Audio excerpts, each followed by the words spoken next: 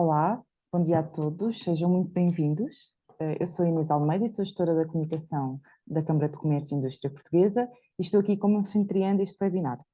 Dou também as boas-vindas aos nossos oradores, à Carlota Maia Ferraz e ao José Ricardo Gonçalves. Gostaria de vos informar que este webinar está a ser gravado e que a gravação será partilhada no canal do YouTube da CCIP. Informo também que o chat está aberto a todos os que quiserem fazer perguntas, que serão respondidas no final pelos nossos oradores no final desta sessão.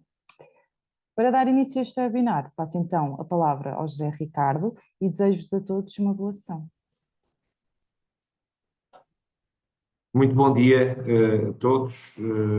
Começar por uma palavra, evidentemente, de agradecimento à Câmara de Comércio e Indústria Portuguesa, na pessoa da Inês Almeida, por este convite que nos dirigiram para vir aqui conversar convosco durante cerca de 1 hora sobre o Regime Geral de Prevenção da Corrupção, chamado agora RGPC. Já tínhamos o RGPD, agora temos o RGPC.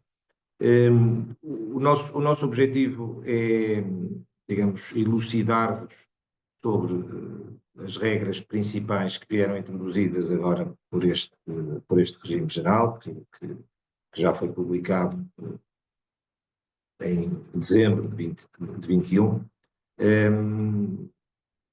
A temática em causa daria para muito mais do que 1 hora, e eu e a Carlota tentamos digamos, fazer aqui uma apresentação onde vamos, evidentemente, tocar os pontos essenciais, e sintam-se perfeitamente à vontade para, no final, só nos ajudam, se assim o fizerem, de colocarem as questões que bem entenderem sobre que vos vamos falar. Começava então pelo início, como tem que acontecer, dizia eu já que o Regime Geral de Prevenção da Corrupção foi introduzido pelo Decreto-Lei 109/2021, de 9 de dezembro, sendo que entrou em vigor cerca de 6 meses depois, em junho de 22, com a exceção do regime sancionatório. O legislador previu aqui um período mais alargado para a entrada em vigor do regime sancionatório, compreende-se porquê, é uma novidade, e, portanto, entendeu-se que as empresas, eu quando digo empresas, falo não só nas sociedades, falo nas cooperativas, falo nas associações e falo nas fundações. E, portanto, gostava desde já de ficar claro que este regime aplica-se não só às sociedades, mas aplica-se apenas àquelas entidades, as chamadas entidades obrigadas, que tenham 50 ou mais trabalhadores. E nessa medida, como dizia há pouco, introduziu-se aqui um período transitório para a entrada em vigor do regime sancionatório. No caso concreto, todas as empresas com mais de 250 trabalhadores entrou em vigor em junho de 23, com as empresas, as chamadas pequenas e médias empresas, entrou em vigor em junho de 24. Portanto, neste momento, hoje, 3 de abril de 25, o Regime Geral de Prevenção da Corrupção está plenamente em vigor. Então, esta era a primeira nota que vos queria dar. E entretanto, qual é o objetivo, digamos, quais são as práticas de natureza criminal que este regime pretende prevenir.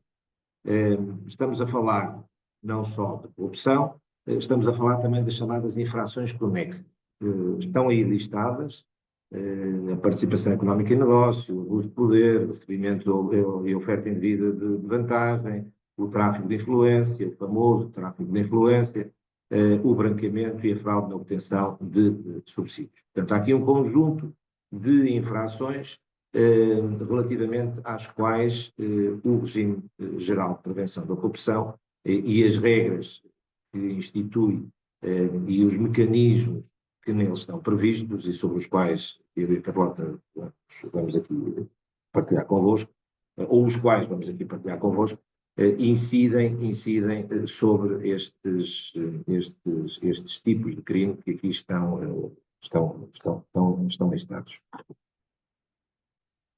Eu só gostava de dar também historicamente uma nota.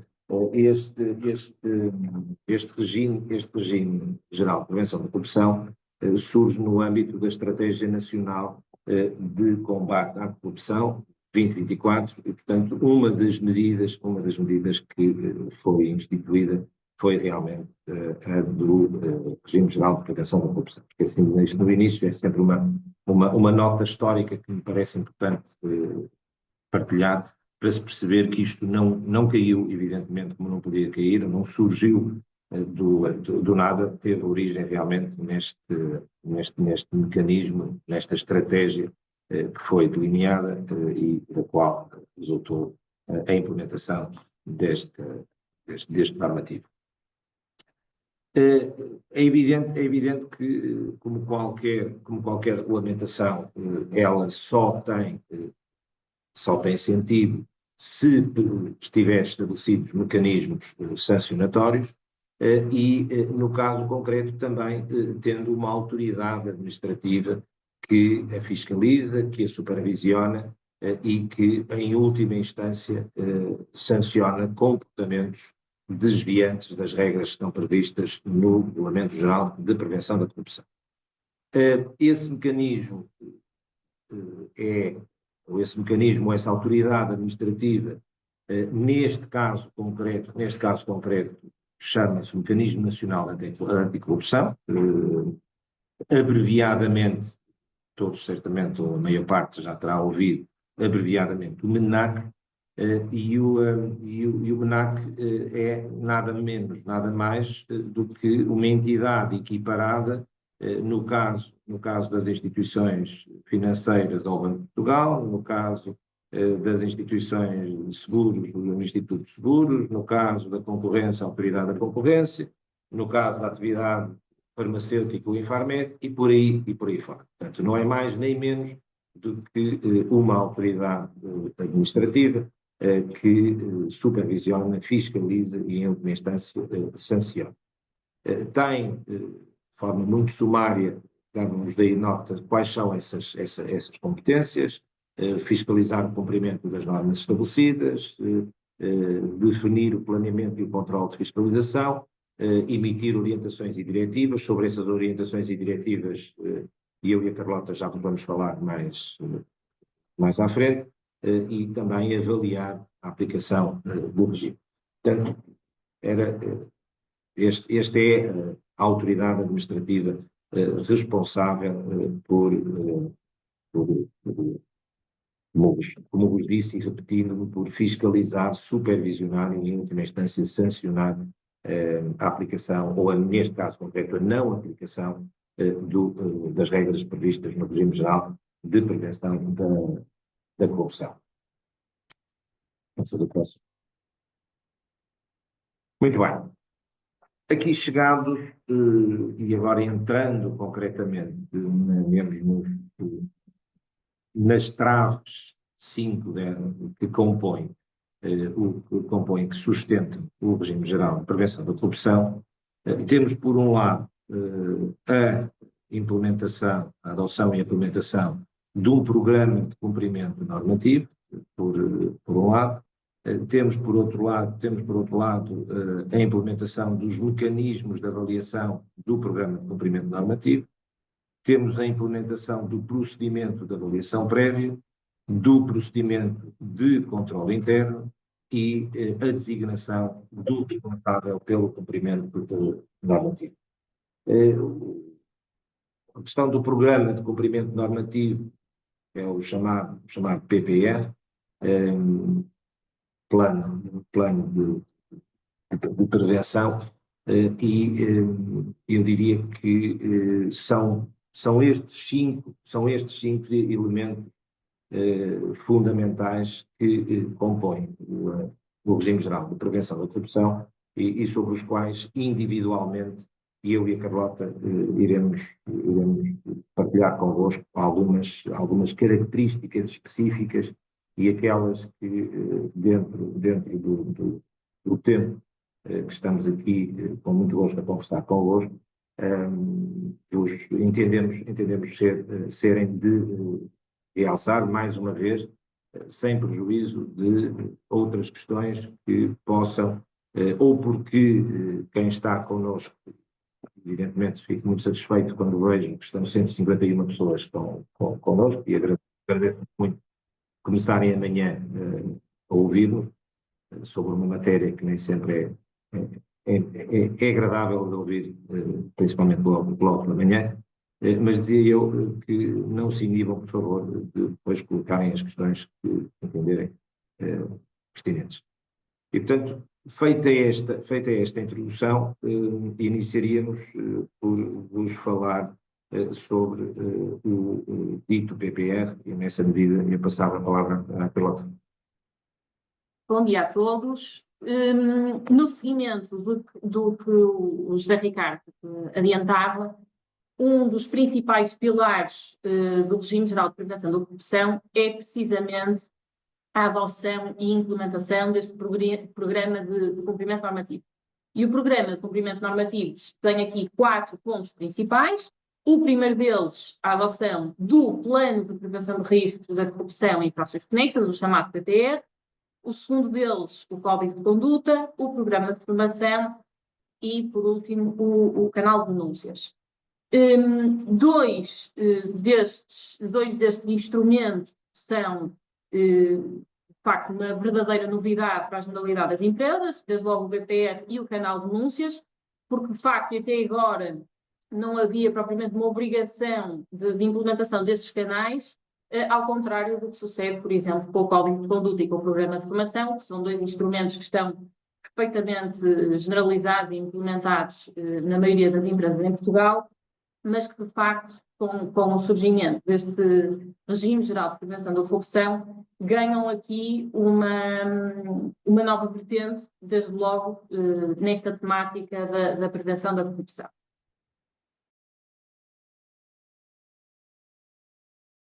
Temos o Plano de Prevenção de Riscos de Corrupção e Infrações Conexas, que de agora em diante vou apenas designar por PPR.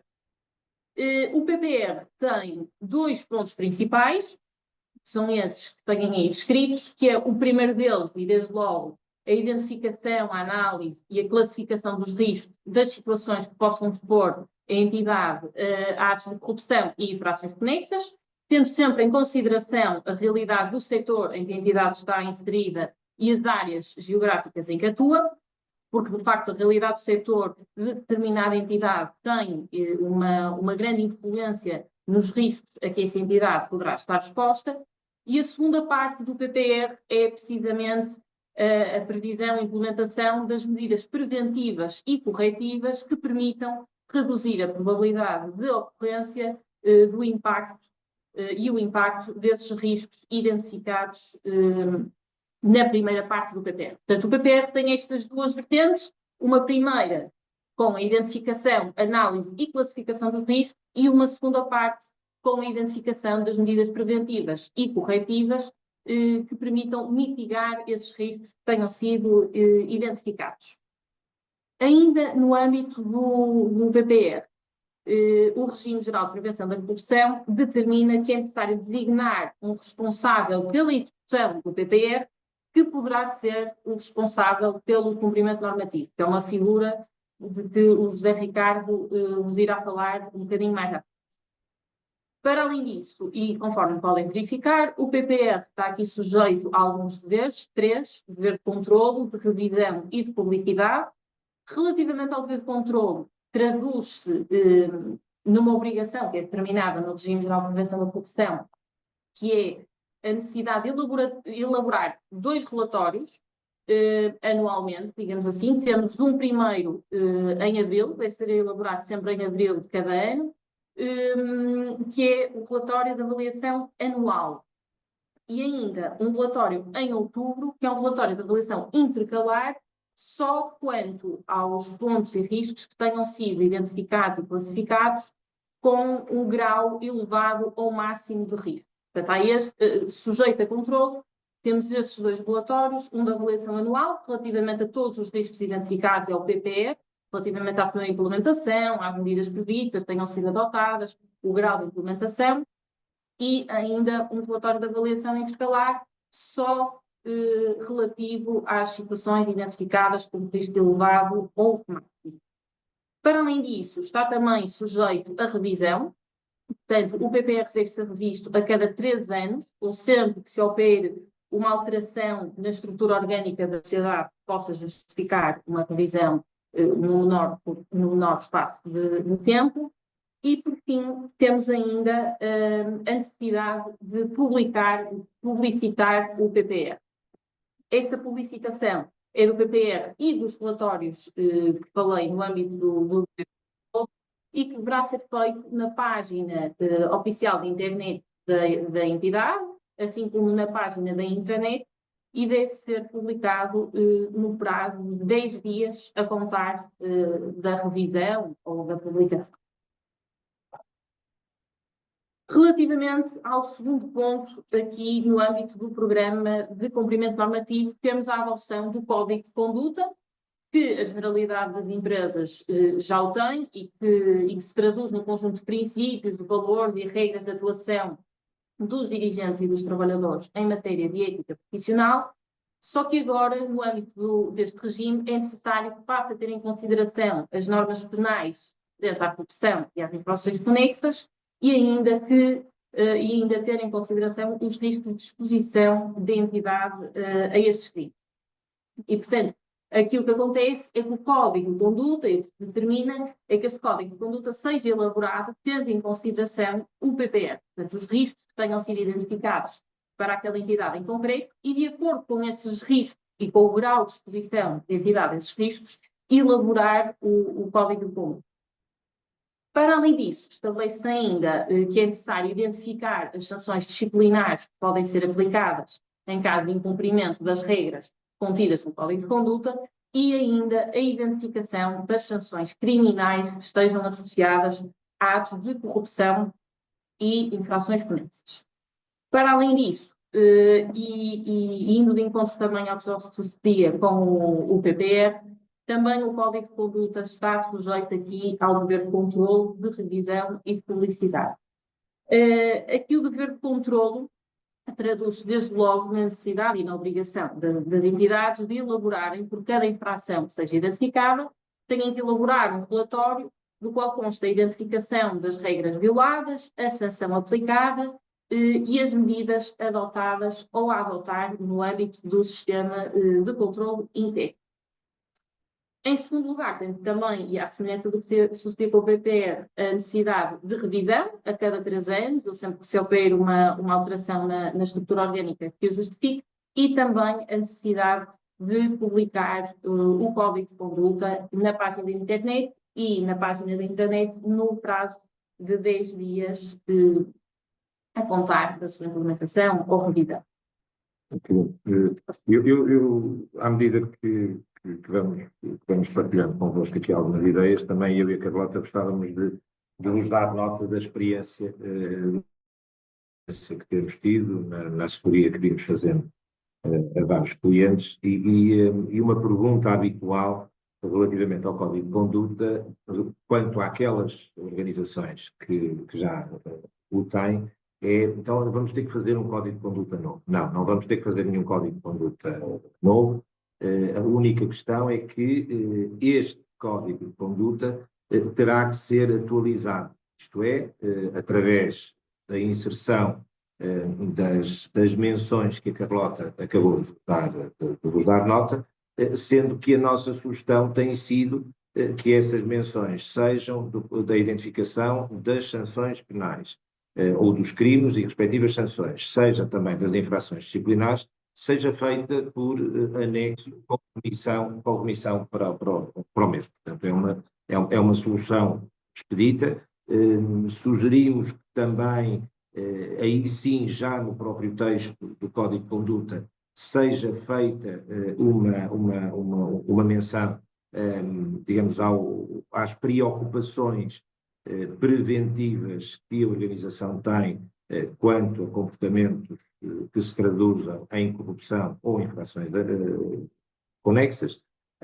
Portanto, um parágrafo sobre isso, ou mais, isso depois fica à escolha do freguês, como se costuma dizer. Mas, voltando ao início, não é preciso, evidentemente, fazer um código de conduta, a solução deve passar por que acabei agora de vos descrever. Dando então continuidade àquilo que estava a referir, o terceiro ponto do programa de cumprimento normativo, enquanto obrigação por parte das empresas, é também o programa de formação. Portanto, o programa de formação também é algo já perfeitamente implementado na generalidade das entidades em Portugal, mas no fundo aqui o que se vem determinar de novo é que estes programas de formação tenham em consideração esta temática da corrupção e das infrações conexas e, portanto, que garantam que os seus dirigentes e trabalhadores conheçam e compreendam as políticas e procedimentos de prevenção da corrupção e infrações conexas. Aqui, relativamente aos programas de formação, o regime vem clarificar que o conteúdo e a frequência dos programas de formação devem ter em consideração a diferente exposição que os trabalhadores ou os dirigentes têm aos riscos identificados no PPR. Portanto, quer isso dizer que na elaboração deste programa de formação e, desde logo, na determinação do conteúdo e da frequência do mesmo, quer para trabalhadores, quer para dirigentes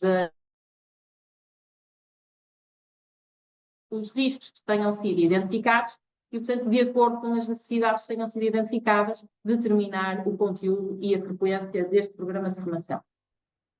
Para além disso, e só uma última nota ainda contra o programa de formação, é que as horas de formação que sejam realizadas neste âmbito contam como horas de formação contínua que o empregador deve assegurar ao trabalhador. E aqui também, sim, só queria aqui também mais uma referência da experiência que temos tido e da questão que também imediatamente nos é colocada, se tem que ter um programa de formação autónomo ou se pode ser incluído no programa de formação que qualquer empregador, entidade empregadora, está obrigada a disponibilizar aos seus colaboradores. O regime não estabelece nenhuma regra específica. O próprio MENAC, nas orientações e diretivas que estabeleceu e que no final deste slide, eu já vi aqui uma pergunta se vamos partilhar a apresentação. Sim, com todo o gosto, sem problema nenhum, e no final, no último slide, terão o link de acesso às orientações dadas pelo MENAC relativamente ao regime geral de prevenção da corrupção e, concretamente, ao programa de compliance, ou programa de cumprimento normativo, como é denominado em português, e portanto, nessa medida não está estabelecida nenhuma regra.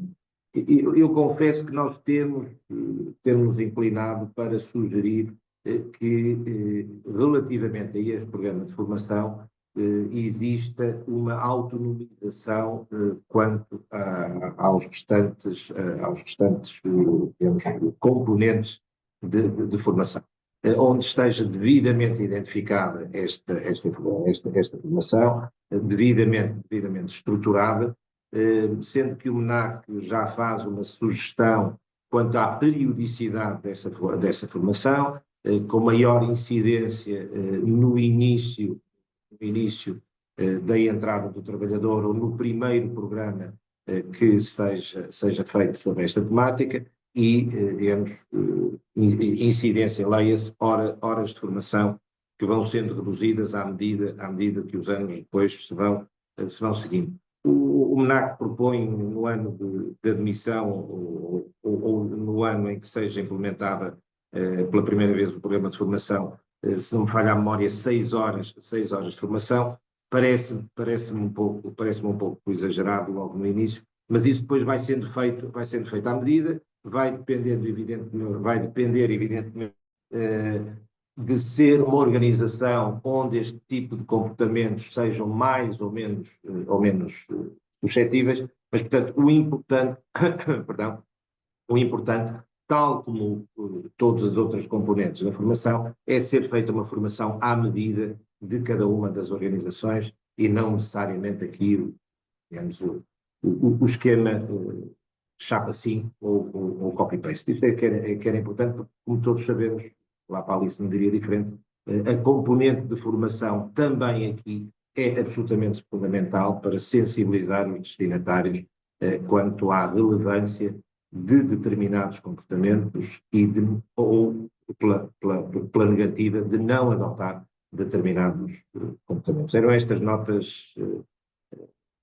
da experiência prática que vamos tendo, que evidentemente é convosco. Por último, aqui dentro ainda do programa de cumprimento normativo, temos a adoção dos canais de denúncia interna. Sobre os canais de denúncia interna, teríamos muito a explorar. Hoje, como estamos aqui mais dentro do tema do regime geral da prevenção da corrupção, não temos a oportunidade de ir tão a fundo nesta temática dos canais de denúncia interna, mas não damos de ser importante dar-vos nota de algumas das principais características desses canais. Portanto, a obrigação da criação desses canais de denúncia interna surgiu inicialmente com a diretiva da União Europeia e que depois veio a ser transposta através da Lei 93 de 2021, que estabelece o regime geral de proteção de denunciantes e que determina esta obrigação de implementação dos canais de denúncia interna para as pessoas coletivas com 50 ou mais trabalhadores e também para as pessoas coletivas de direito público, e que, no fundo, vem determinar esta obrigação de criação de canais que tenham fácil acesso, que sejam de fácil compreensão e percepção, que permitam um seguimento seguro da denúncia e que garantam, desde logo, a confidencialidade e o anonimato. Portanto, estas características que estão associadas e que se exigem a estes canais de denúncia interna são, desde logo, para garantir que o denunciante, a pessoa que vai denunciar, sinta segurança, sinta confortável em apresentar uma denúncia. E daí o especial cuidado que é dado aqui a uma série de circunstâncias. Desde logo aqui a garantia da confidencialidade. A confidencialidade não é só da identidade do denunciante, mas também a confidencialidade de terceiros que sejam mencionados na denúncia.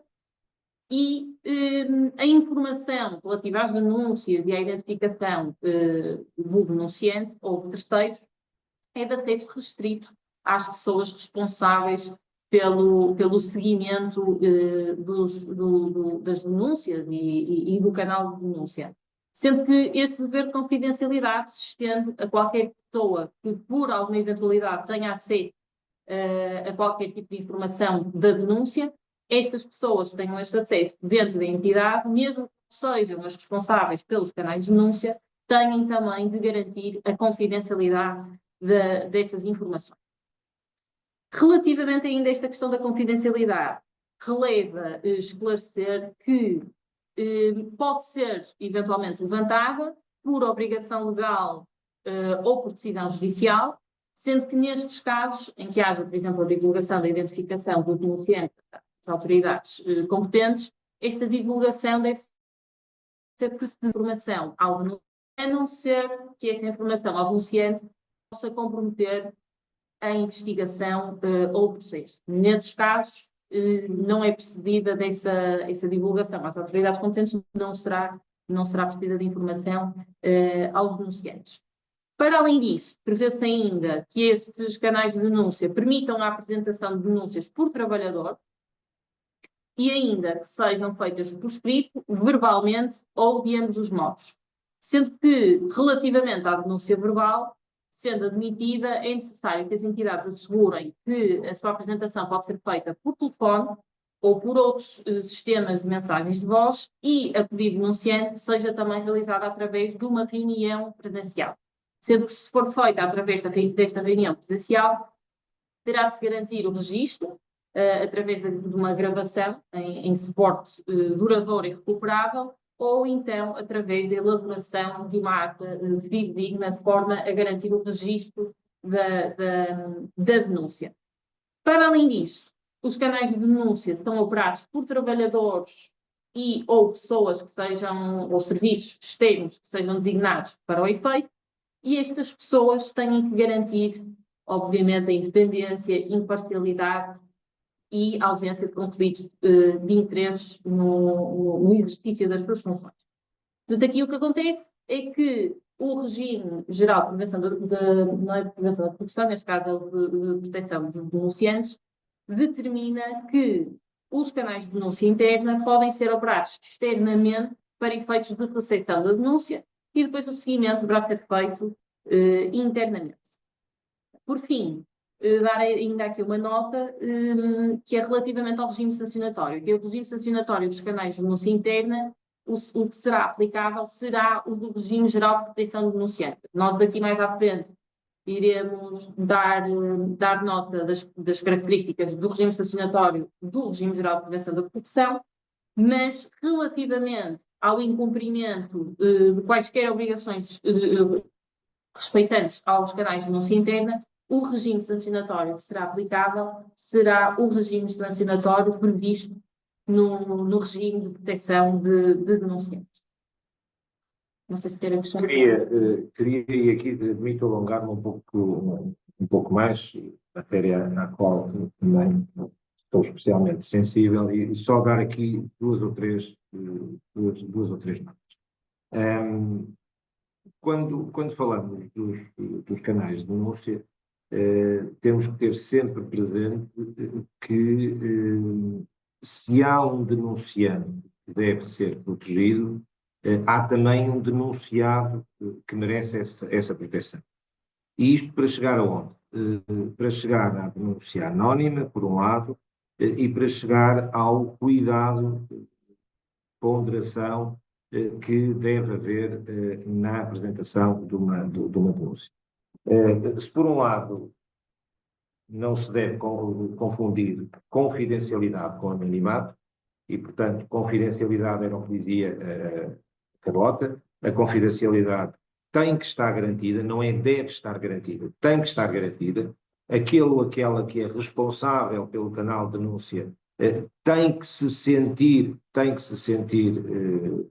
à vontade e tem que se sentir principalmente capaz para garantir essa confidencialidade, sob pena de o próprio denunciante não se sentir à vontade para fazer essa denúncia, mas por sua vez o denunciante tem que ponderar o seguinte: só merece proteção se o próprio tiver, primeiro, atuar de boa fé e depois ter razões para acreditar que o que vai levar ao canal de denúncias é verdade. Não tem que ser verdade. O próprio tem é que ter a percepção de que o que vai dizer é verdade. Eu com isto quero dizer o quê? O canal de denúncias, desculpem a expressão, não pode servir como um vazadouro, como uma forma de lavar a alma, como uma forma de aproveitar para se vingar do A, B ou C. Isto é, as pessoas têm que ter consciência de que este tipo de conduta que eu acabei de descrever é criminalizada, seja sobre a forma do crime de injúrias ou difamação, seja sobre a forma de denúncia caluniosa, que ainda por cima é um crime público, isto é, não é passível depois de desistência, e portanto esta era uma nota que eu gostava de realçar quanto ao canal de denúncia e à sua utilização e digamos, ao cuidado que deve haver no mesmo e terminando quanto a este tema que comecei, se o denunciante tem que ser protegido, o denunciado também o deve ser, porque todos nós temos consciência dos efeitos devastadores que uma falsa denúncia pode ter para quem dela é destinatário. Eu admito que depois das perguntas que vão surgindo e que nós ficamos muito satisfeitos quando eu já vejo 19 perguntas feitas. Possam surgir outras questões. Não me queria alongar muito mais, porque senão terminamos aqui a hora só a falar do canal de denúncia, e há matéria para poder ser falada, quanto ao responsável, quem é que pode ser responsável, se tem que ser alguém interno ou se pode ser alguém externo. Posso já dizer que, relativamente ao canal de denúncia, eu entendo que podem ser as duas soluções, pode ser alguém interno ou pode ser alguém externo, ou uma terceira solução híbrida, isto é, alguém interno com a colaboração de alguém externo. Dou-vos nota que temos concretamente experiência profissional nessa solução híbrida, e portanto eram estas notas assim de forma telegráfica que vos queria partilhar quanto aos canais de denúncia. Muito bem.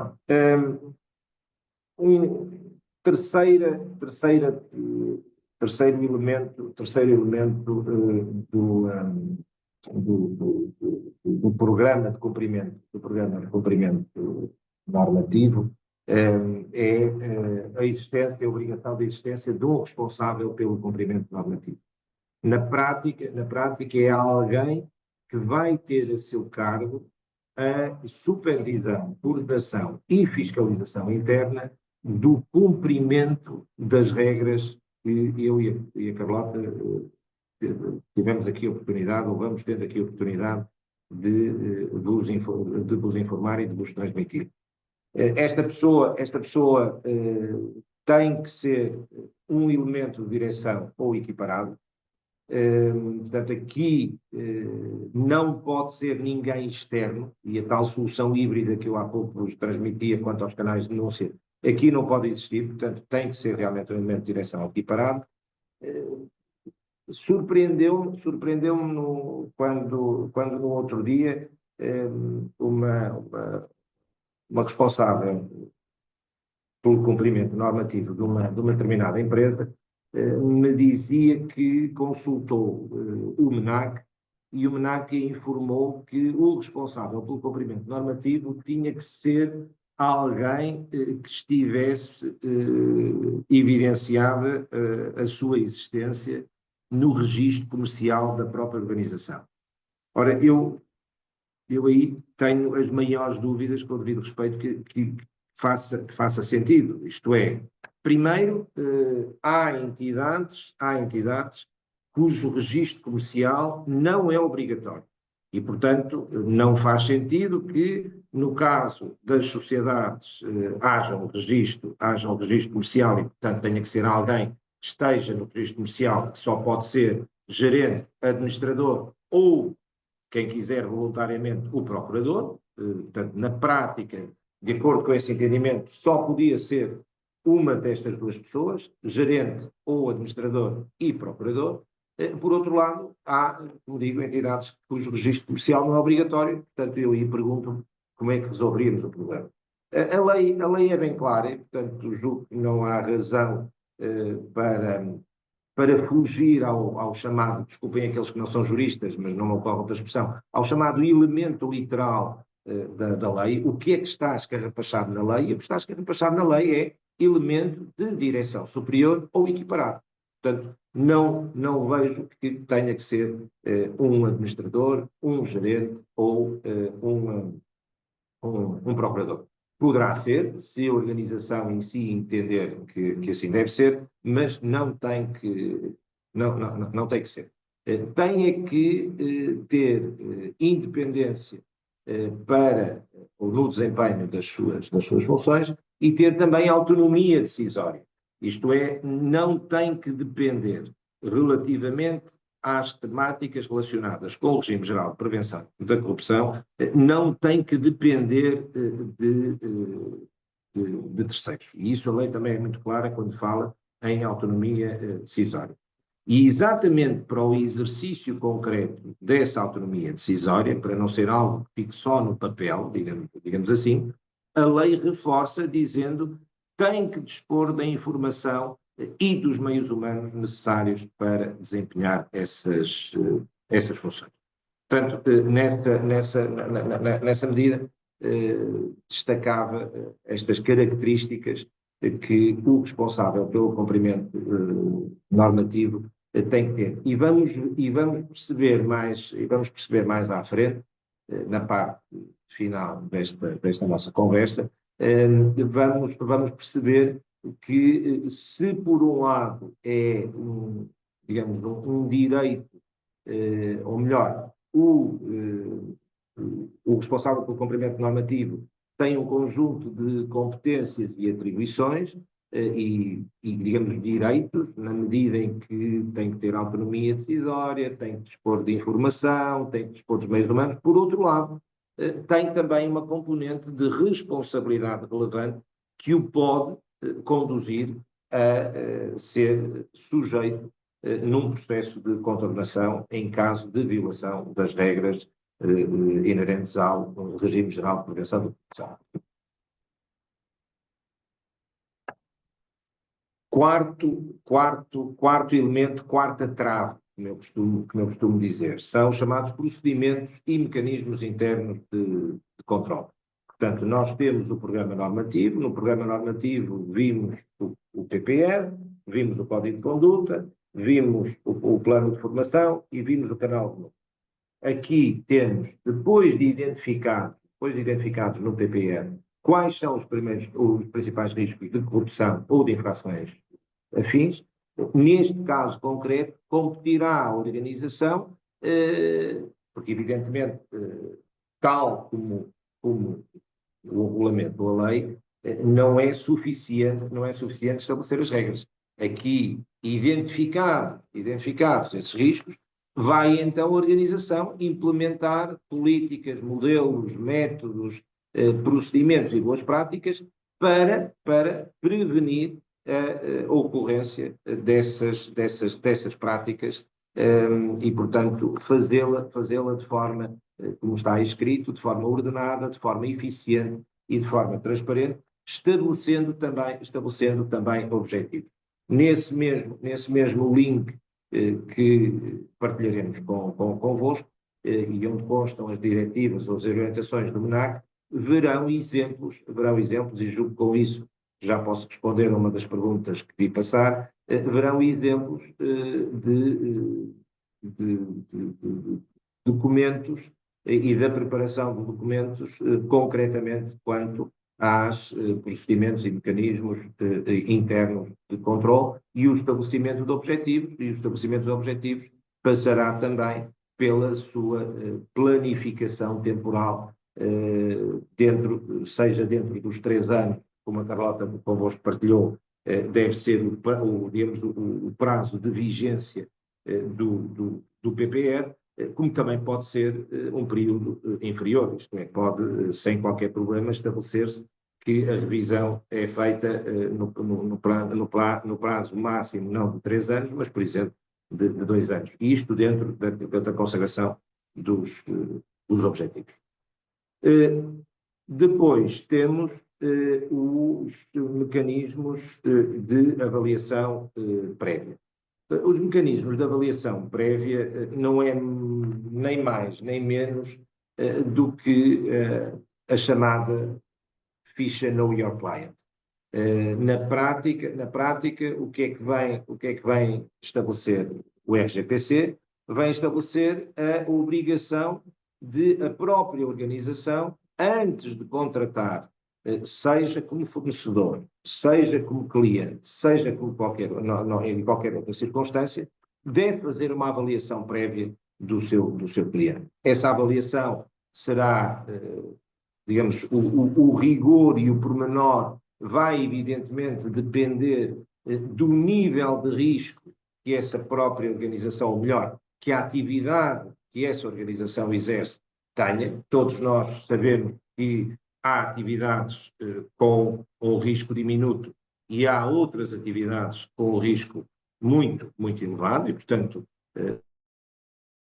o nível de pormenor vai depender, e o que se pretende é que se identifique qual é o perfil de risco, quais são os beneficiários efetivos, temos riscos em termos de imagem e de reputação que possa eu vir a ter se contratar com essa entidade e, evidentemente, uma questão muito importante que é perceber se há ou não conflitos de interesses. E estou a pensar concretamente se a empresa com quem eu pretendo contratar, a administração é composta por um primo, um tio, um amigo íntimo de algum dos membros da administração da organização contratante. Portanto, são circunstâncias que fazem todo o sentido e que permitem compor, digamos, os passos necessários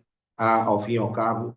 Tudo vai depois voltar atrás, ao voltar atrás no sentido, tudo vai reportar ao PPR e às regras que se estabeleceram nesse plano de prevenção de riscos. Portanto, é este o enquadramento final. Portanto, estes são as 5 traves que identificamos no início. Não te importa só passar o slide do trave outra vez? Não. Não, atrás daquele onde identificamos os 5. Exatamente. Portanto, temos aqui, falamos sobre a implementação do programa de cumprimento normativo, falamos sobre os mecanismos de avaliação, falamos sobre o responsável pelo cumprimento normativo, os procedimentos de avaliação prévia e os procedimentos de controle interno. São, em termos sumários, os 5 pontos essenciais em que está estruturado o RGPC. Para lá ter agora compete a ti falar sobre aquela parte mais aborrecida, que é o que é que acontece se eu incumprir, e não te esqueças de dar nota que não te esqueces da discrepância do regime sancionatório dos canais de denúncia. Conforme nós já viemos a adiantar ao longo desta conversa, o FGPC estabelece um regime sancionatório próprio, e esse regime sancionatório classifica aqui 2 tipos de contraordenações, as muito graves e as graves, sendo que quanto às contraordenações muito graves, temos aqui coimas para pessoas coletivas que estão entre os 2.000 e os cerca de 45.000 euros, e para as pessoas singulares temos coimas que poderão ir até aos 3.740 euros. Aqui, conforme o José Ricardo acabava de referenciar, nós normalmente fazemos esta comparação direta com o regime sancionatório do regime geral de proteção de denunciante, que será aplicável, por exemplo, ao incumprimento de todas as obrigações que estejam previstas relacionadas aos canais de denúncia. E só para terem uma ideia, e comparando, por exemplo, aqui, as contraordenações muito graves para as pessoas coletivas vão dos 2.000 aos 44.000, e no regime de proteção de denunciantes, no regime sancionatório de proteção de denunciantes, as coimas vão dos 10.000 aos 250.000.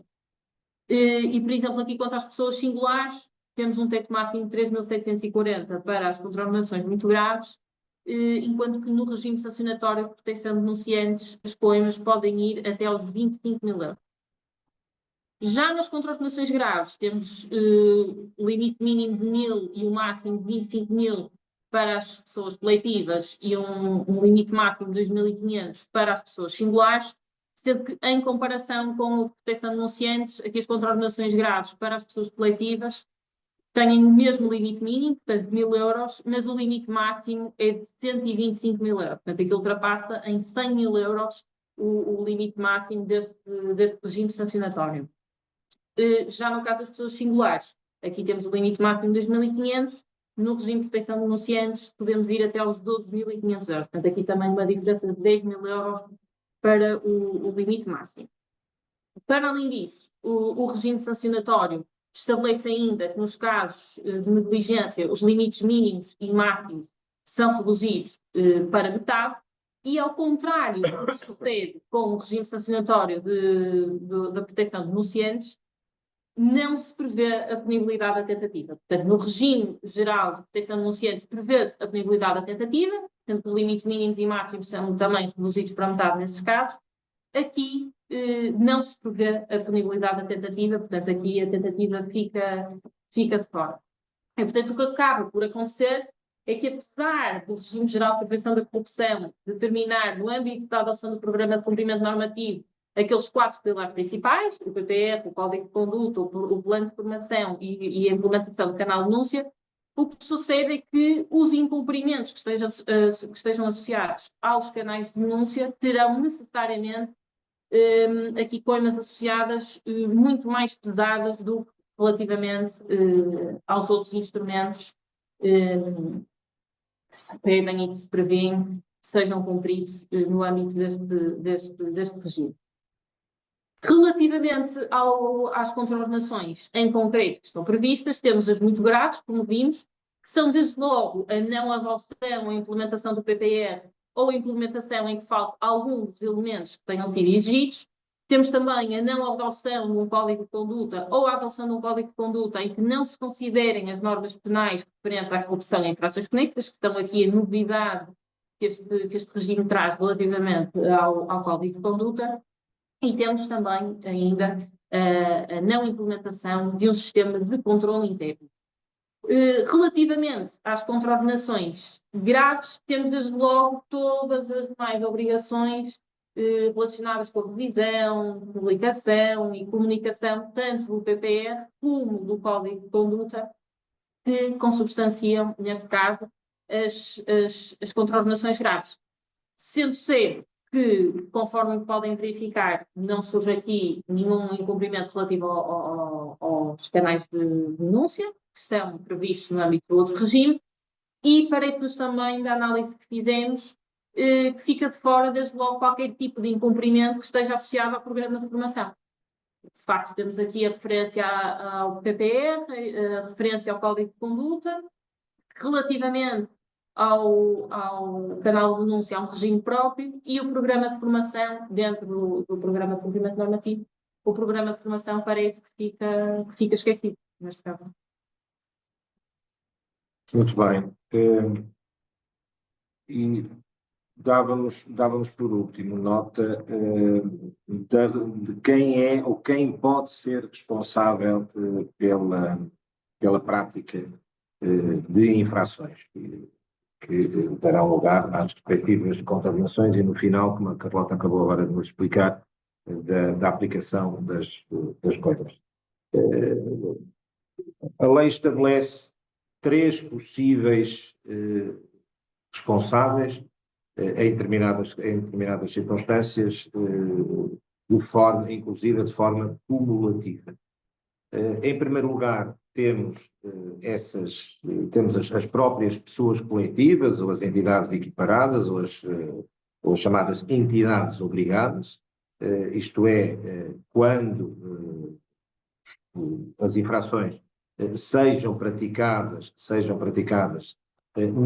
por alguém, colaborador, no exercício das suas funções e por conta dessas mesmas funções. Portanto, temos aí a responsabilização da pessoa coletiva e, como a Carlota explicou, a coima é mais elevada do que para a pessoa singular. Isto por um lado. Primeiro responsável. Segundo responsável, já falamos aí de pessoas singulares. E falamos de 3 possíveis pessoas singulares. Falamos dos titulares de órgãos de administração, falamos do responsável pelo cumprimento normativo e falamos do responsável pela direção ou fiscalização das áreas onde seja praticada essa mesma infração.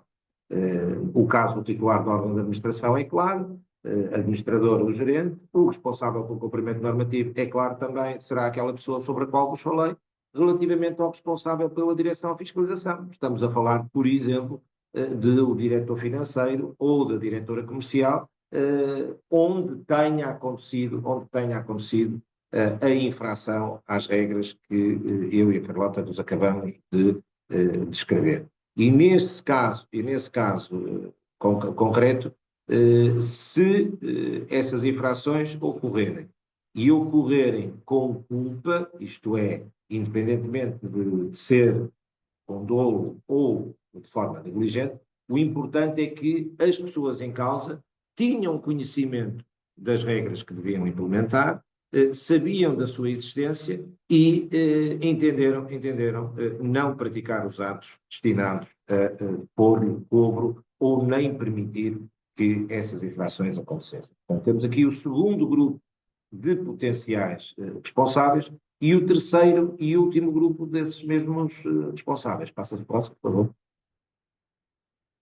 Serão, neste caso concreto, só os órgãos de administração e aqui numa situação curiosa, isto é, aquele novo administrador, e quando eu digo novo, digo que tenha iniciado o seu mandato, pode vir a ser responsabilizado, administrador, gerente, pode vir a ser responsabilizado por atos praticados antes do início do seu mandato, se, e aqui é que é relevante, não poderia deixar de ser, se uma coima que tenha sido aplicada à entidade ou à organização em causa, à pessoa coletiva, à entidade obrigada, se o valor da coima não puder ser pago por razões que sejam da responsabilidade do novo administrador. Ok?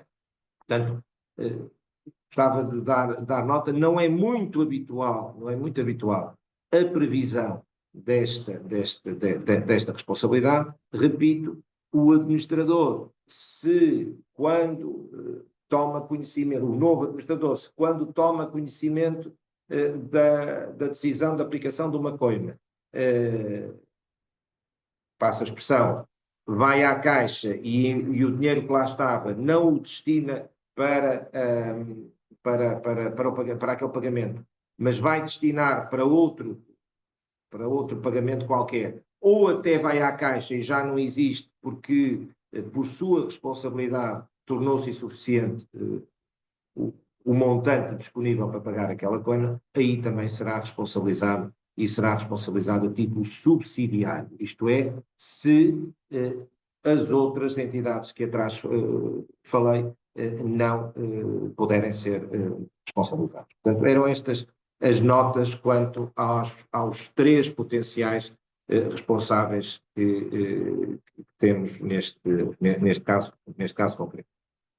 Bom, eram estas notas, estes comentários, estas informações que tínhamos para partilhar convosco e a um minuto de acabar o nosso tempo de antena, deixamos-vos partilhado, como já falava, o link para acesso ao guia do MNAC, onde vêem o estabelecimento de determinadas regras, algumas, uma generalidade, têm-nos servido também de orientação para a assessoria que temos prestado aos nossos clientes. Algumas das diretivas não merecem propriamente a nossa concordância, porque temos dúvidas sobre as mesmas, mas o que sugerimos é que, na eventualidade de surgir alguma questão, também podem comunicar diretamente com o MNAC, que prestará os esclarecimentos que são devidos, sendo que, por exemplo, aquele quanto ao responsável pelo cumprimento normativo, parece-nos com o devido respeito que não tem suporte na lei, mas é um entendimento que me foi transmitido nesse caso concreto específico. Muito bem, Inês, ultrapassamos 1 minuto, são 11h01, e portanto julgo que não. Julgo que a Inês não vê nenhum problema, imagino eu. Não, vou responder às questões. Temos agora aqui um conjunto de 32, 33, bom, não sei. Inês, diga-nos só para nós nos orientarmos quanto tempo é que temos para ir respondendo a estas perguntas, e eu isso posso já antecipar. Aquelas que não consigamos responder, pedimos antecipadamente desculpa por isso, mas é só por razões de tempo. mas deixamos à disposição daqueles que não virem respondidos ou respondidas as suas perguntas. Quer o meu e-mail, quer o e-mail da Carlota, para as fazerem e com todo o gosto daremos a resposta que hoje não conseguimos dar. Portanto, diga-nos, Inês, quanto tempo é que temos? José, eu acho que está à vontade, porque apesar de termos aqui muita conversa no chat, algumas não são perguntas, é só... Ai não, ainda não vi. Eu Não faz mal. olhei para o Q&A e vi 2 perguntas, depois no chat. Então... Sim, mas eu acho que está para ir respondendo. Também queria dar que... Então vamos responder. Sim. O José e a Carlota também nos enviaram esta apresentação e a CCIP vai enviar essa apresentação a todos os inscritos que permitiram receber comunicações da CCIP. Caso não se lembrem ou não tenham certeza se consentiram com essa autorização, podem também enviar um e-mail para marketing@ccip.pt que nós vamos disponibilizar toda esta informação que o José Ricardo e a Carlota fizeram, e se tiverem dúvidas também partilhamos com os oradores e tentamos responder, obviamente, a todos os participantes. Mas sim, acho que temos tempo, José Ricardo. Ok. Temos aqui algumas perguntas, mas eu acho que 10, 15 minutos já é suficiente. Muito bem. Assim faremos. Começo por aquelas que estão no Q&A. Filipa Dias, bom dia, Filipa. Sempre que no PPR não são identificados riscos elevados, as entidades ficam dispensadas da apresentação do relatório intercalar em outubro. Obrigado. Não, o princípio é que esses relatórios devem ser apresentados com a regularidade que a Carlota sinalizou. E, portanto, não sei se Carlota queres acrescentar. Sim, só uma nota. É que, relativamente a esses relatórios do PPR, estão previstos 2 momentos. Portanto, há o relatório de avaliação anual, que é em abril, e aí é um relatório de avaliação do PPR no seu todo, portanto, de todos os riscos, de todas as medidas preventivas e corretivas que tenham sido identificadas, e há o dito relatório de avaliação intercalar, que será em outubro, agora não sei se confundi o mês, mas pronto, temos em abril e em outubro, já vos confirmo qual deles é que é, mas o relatório anual é relativamente a todos eles e o relatório de avaliação intercalar é só relativamente aos riscos elevados ou máximos. Portanto, só para vos confirmar, portanto, outubro é o relatório de avaliação intercalar, portanto, só quanto aos riscos elevados ou máximos, e o relatório anual, digamos assim, é o de abril, e aí sim, relativamente a todos os riscos. Portanto, resumindo e concluindo, Filipa, como dizia, e a Carlota concretizou, sim ou não estão dispensados. Quer dizer, o que vão é evidenciar a inexistência desses riscos elevados. Mas quando aqui a Filipa fala em riscos elevados, não riscos elevados significa que há riscos. Muito bem, próxima pergunta, Laura Falargueira. Bom dia, Laura. Quanto ao responsável compliance, é necessário ser um trabalhador local, visto a empresa onde trabalho, ser multinacional e toda a política de compliance ser gerida pela sede no estrangeiro. As denúncias podem ser geridas na sede no estrangeiro da empresa? Obrigado. Bom, começando de trás para a frente. A Lei de Proteção dos Denunciantes prevê, sim, essa possibilidade de, no caso de empresas multinacionais, poder haver aqui um canal de denúncia único, digamos assim. A questão concreta aqui, Laura, é o seguinte: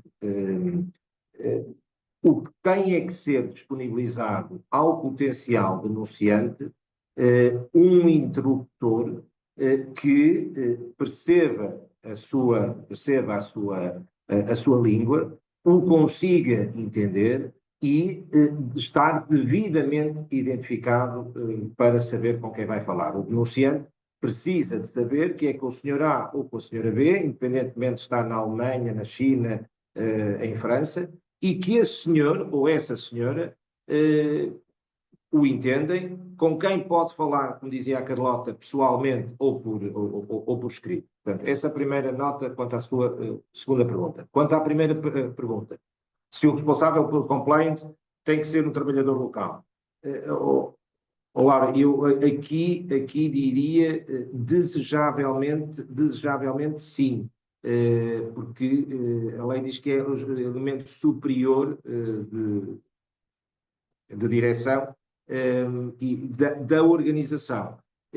E faz sentido que seja alguém interno, portanto, local, aproveitando a sua expressão, porque vai ter que ter uma presença, além do mais, permanente. A lei fala em presença permanente.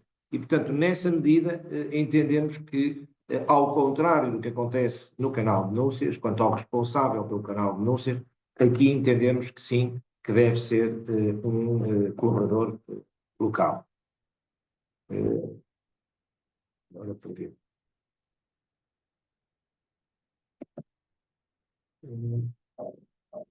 Aqui, já passei, não passei, vamos trazer, não.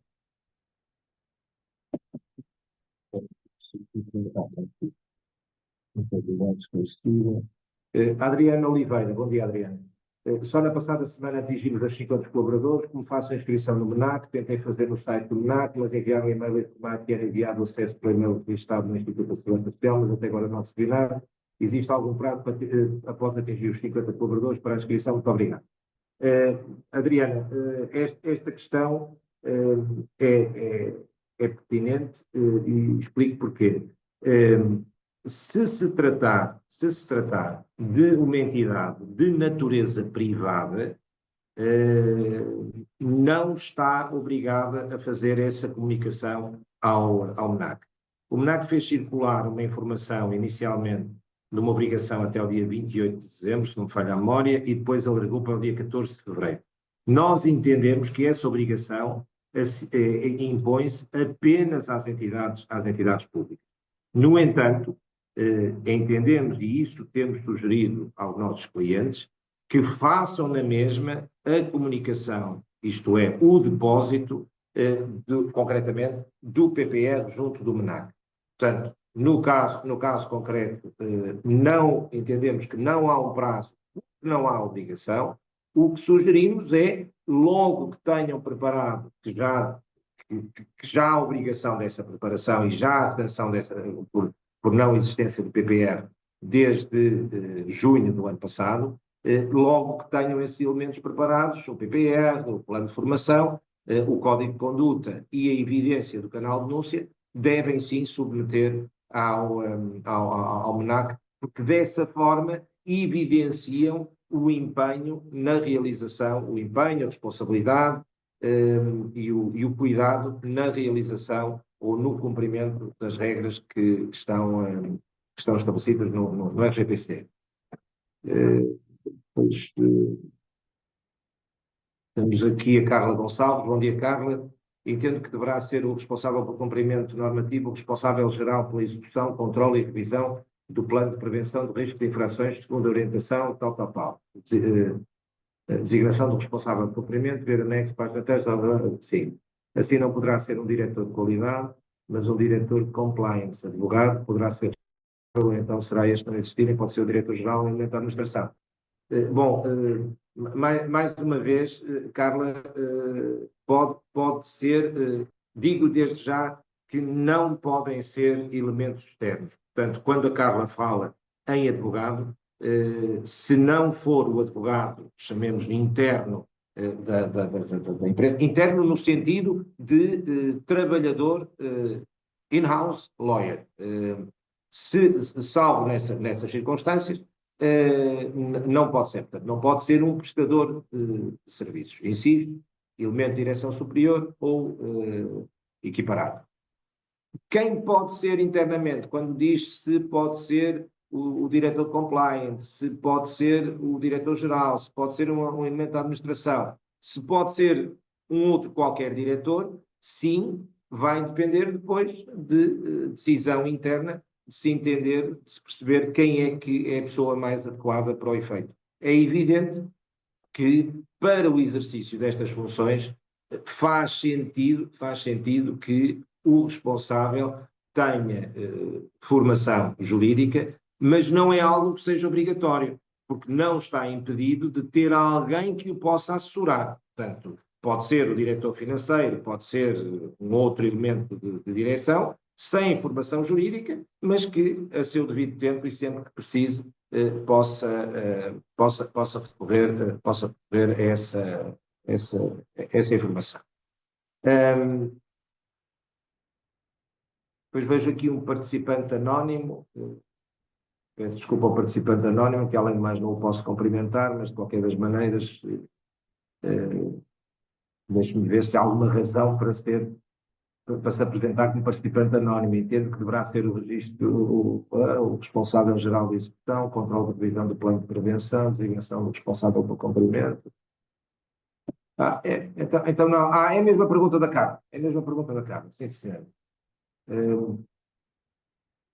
Existe algum modelo definido na lei ou pelo MNAC para os dois relatórios? Sugiro à Carla que consulte o guia, que aliás parece-me que também já o fez, quanto à forma que deve ser composto. Posso, se calhar, partilhar muito rápido. Esse. Sim, e entretanto passamos às próximas perguntas. Portanto, aqui um exemplo dos relatórios de avaliação do PPR, o MNAC disponibiliza no guia.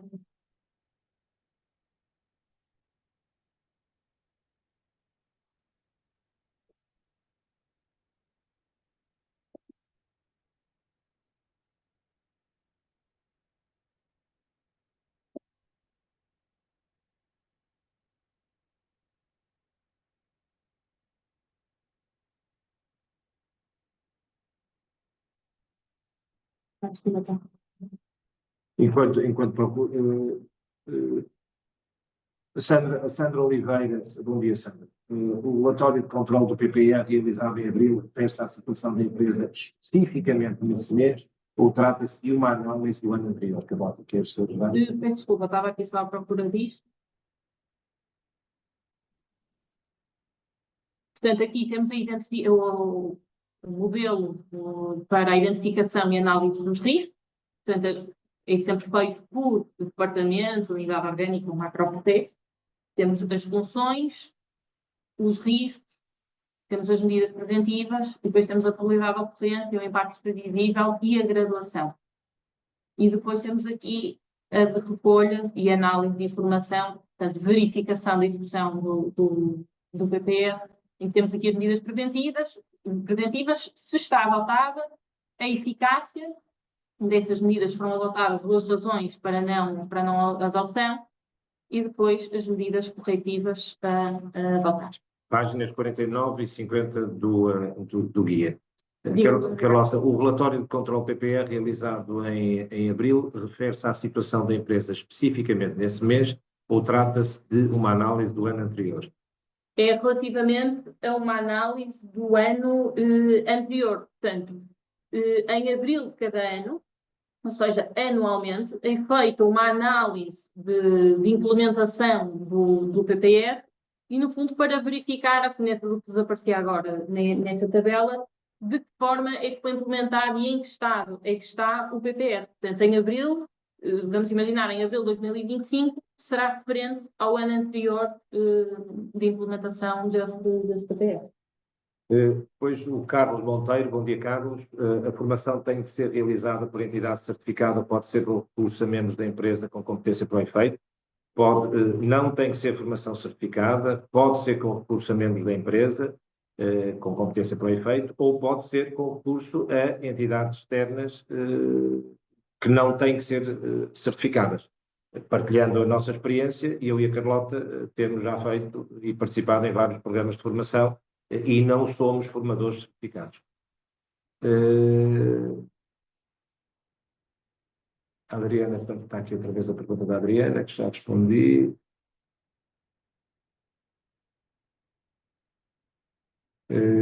A Fernanda Carvalho, bom dia Fernanda. O PPR aplica-se a toda a administração pública?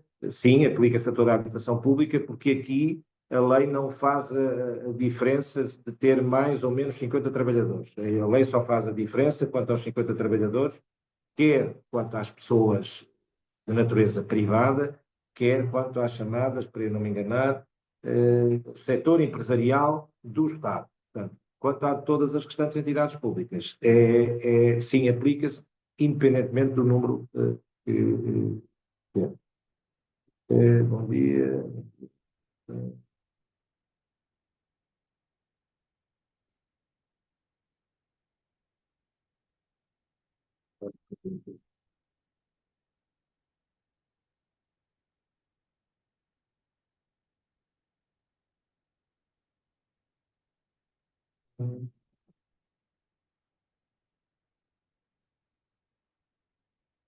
Luís Carvalho, bom dia, Luís.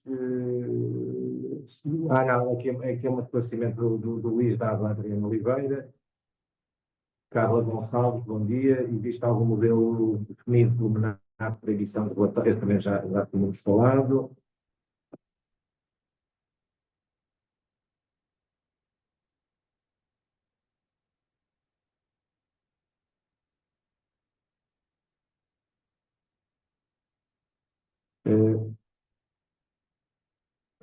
O Carlos Monteiro, qual a periodicidade de revisão e atualização do PPR? Sobre isso a Carlota também explicou de 3 em 3 anos, podendo ser o prazo mais curto.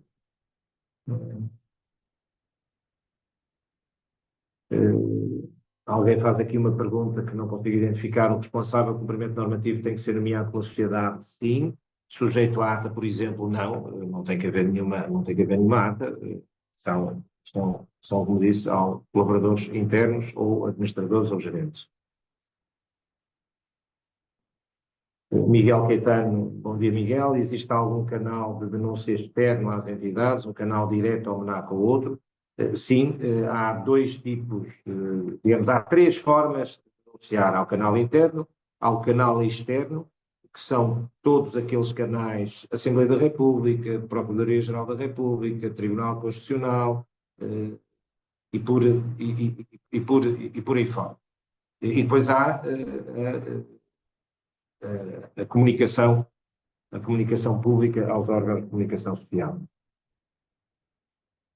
Mas atenção que a proteção só existe do denunciante se fizer o percurso da escada, como eu costumo dizer, que é, se houver canal de denúncia interno, tem que obrigatoriamente fazer a denúncia no canal interno. Só em situações excepcionais, porque não confia, por exemplo, no canal de denúncias interno, é que pode passar para o canal de denúncias externo.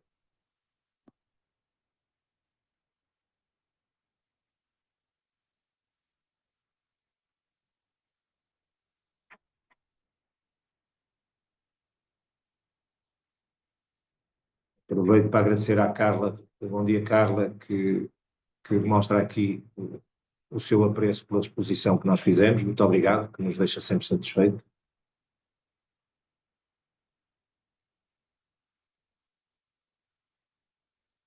O mesmo ao José Graça e a outros que...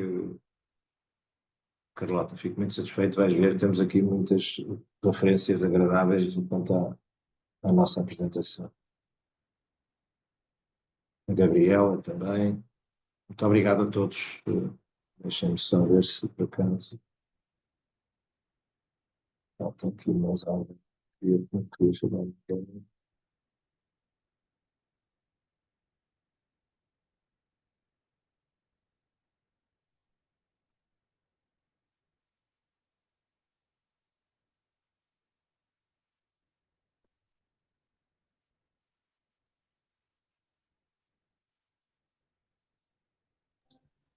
José, pedia-lhe para ver se havia mais alguma questão. Julgo que não, pois não me esqueci de nenhuma. Inês, não me esqueci de nenhuma, pois não? Eu acho que não. Eu sei que também houve algumas repetidas. Mas se porventura, Inês, desculpe interrompê-la, se porventura, para aqueles que ainda estejam connosco, se eu e a Carlota nos tivermos esquecido de alguma resposta, mais uma vez ou esquecido de alguma resposta, ou tenha surgido, entretanto, como eu costumo dizer, depois de mastigarem o que aqui ouviram, alguma dúvida, sintam-se à vontade, têm aí os nossos e-mails para fazer as perguntas que nós, com todo o gosto, responderemos. E assim sendo, resta-me, a mim e à Carlota, agradecer muito a vossa atenção, principalmente o número de pessoas presentes, o número de perguntas que foram colocadas e, como eu dizia há pouco, o número de agradáveis comentários que fomos lendo quanto à apresentação que hoje aqui vos trouxemos. E, evidentemente, assim, Inês, a representação da Câmara de Comércio, muito obrigado pelo convite e espero que tenha sido também do seu agrado a apresentação que eu e a Carlota lhe trouxemos e à vossa disposição para o que precisar. Claro, bastante, nós é que agradecemos.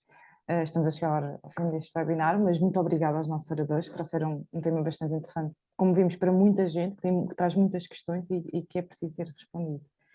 Também queria agradecer a todos os participantes, como o José Ricardo disse, faço as minhas palavras, obrigado por estarem cá hoje, por serem tão ativos. Convido-os a todos a acompanhar outros webinars e iniciativas da CCIP, que têm este e outros temas também bastante interessantes. Nós vamos enviar a gravação deste webinar e a apresentação por e-mail a todos os participantes que no formulário de inscrição aceitaram receber a nossa comunicação. Caso não, mais uma vez, podem pedir para o marketing@ccip.pt. Além de também convido, além de espreitar outros webinars, as nossas redes sociais e subscrever a nossa newsletter, que tem muitas ações interessantes. E acho que é tudo. Obrigada mais uma vez, Carlota e José Ricardo, por hoje. E damos assim por encerrado o nosso webinar. Obrigado e bom dia. Muito obrigado e o resto bom dia. Obrigada, Obrigado bom a dia. todos.